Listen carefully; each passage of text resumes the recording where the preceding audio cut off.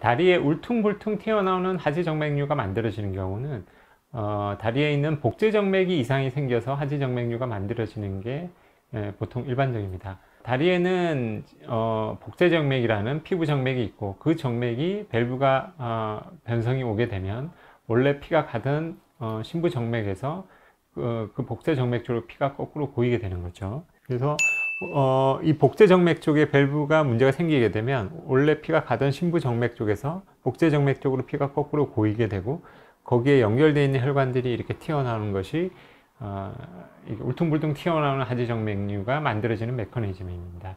그런데 복제정맥에 문제가 없이도 울퉁불퉁 튀어나오는 하지정맥류가 생길 수가 있습니다.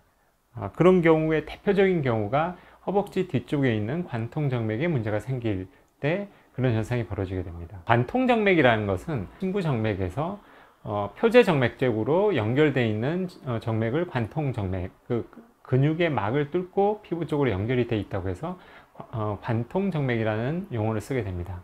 관통정맥은 이렇게 원래 피가 다니는 심부정맥에서 피부 쪽 표제정맥 쪽으로 연결되는 정맥을 관통정맥이라고 그러는데, 이런 관통정맥이 복제정맥하고 상관없이 생기는 곳이 몇 군데가 있습니다. 대표적인 것이 허벅지 뒤쪽에 있는 허벅지 뒤 관통정맥이 있고, 종아리 외측에 있는 종아리 외측 관통정맥이 있습니다. 그리고 종아리 내측에서 이 복제정맥하고 상관없이 종아리 내측의 약간 뒷면 쪽으로 연결되어 있는 관통정맥들이 대표적인 복제정맥과 연결되지 않는 관통정맥입니다. 이 관통정맥에 문제가 생기게 되면, 이 관통정맥에 문제가 생긴다는 것은 이 관통정맥의 밸브에 변성이 오게 되면 원래 피가 가던 길에서 이 복제정맥 쪽으로 피가 다시 거꾸로 고이는 현상이 벌어지게 됩니다.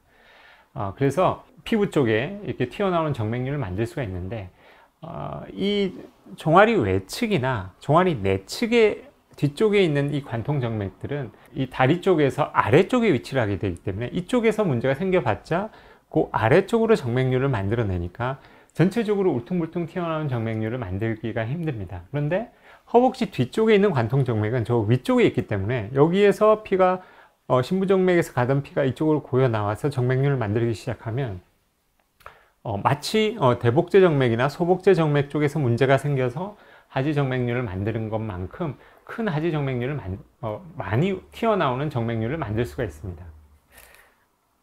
그래서 이제 이분 케이스 같은 경우는 왼쪽 허벅지 위쪽 부분에 큰 관통정맥이 생겨서 그쪽으로 피가 거꾸로 고이면서 허벅지 외쪽으로 이렇게 울퉁불퉁 튀어나오는 하지정맥류를 만들었습니다. 이쪽에서 보시면 이제 디자인 하기 전, 치료하기 전에 있던 모습이고, 이게 이제 디자인 후에 보여져 있는 모습인데요. 이렇게 이제 허벅지 엉덩이 아래쪽에 있는 허벅지 뒤쪽 부위에서 큰 관통정맥이 기능 이상을 일으키면서 밖에다 정맥류를 만드는 경우, 이런 식으로 정맥류가 튀어나오는 정맥류가 만들어질 수 있습니다. 꼭 위쪽이 아니더라도요, 허벅지 중간 정도부터 문제가 생기는 경우도 있습니다. 허벅지 중간 정도의 뒷부분에서 관통정맥 기능 이상이 생기게 되면 그쪽으로 피가 거꾸로 고여 나와서 혈관들이 튀어나오고, 이것들이 종아리 외측까지 이렇게 내려와서 튀어나오는 정맥류를 만들고 있는 모습입니다. 어쨌든 이렇게 울퉁불퉁 튀어나오는 하지정맥류가 모두 복제정맥에 의해서 생기는 것은 아니기 때문에 우리가 이제 검사를 할 때, 초음파 검사를 할 때 울퉁불퉁 튀어나와 있는 이 하지정맥류가 복제정맥에 의해서 만들어지는 것이냐, 아니면 또 다른 관통정맥에 의해서 만들어지는 것이냐, 이것은 초음파 검사를 면밀히 잘 세심하게 해서 그것을 정확하게 찾은 다음에 문제가 있는 부위에 관통정맥을 같이 해결해 줘야 되는 경우도 많습니다. 즉, 복제정맥에도 문제가 있고 이런 관통정맥도 문제가 있는 경우가 있고, 이 관통정맥만 문제가 있는 경우도 있기 때문에 그렇습니다.